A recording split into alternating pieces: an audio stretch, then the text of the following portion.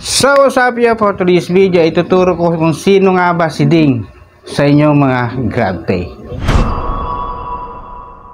So ayun guys, pag bago kayo Move It rider, ang kailangan kasi natin para makapag-transfer tayo ng ating kita o cashless payment sa ating Move It account, ay kailangan natin mag-install ng GrabPay.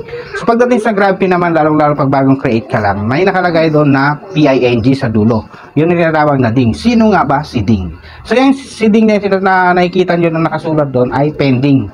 Pending pa yung account mo. So kailangan mong ipa-activate yun sa Move It Hub sa may Marikina. So pag napadaan kayo doon, puntahan nyo na lang at ipaayos nyo. Mabilis lang naman ang proseso nyan. Kailangan nyo lang pumunta at ipakita sa counter. Pag okay na yon, mabilis na kayo makakapag-transfer ng cashless wallet nyo sa inyong GrabPay. Wala kasi sariling wallet pa si Move It na pwede natin i-transfer through GCash.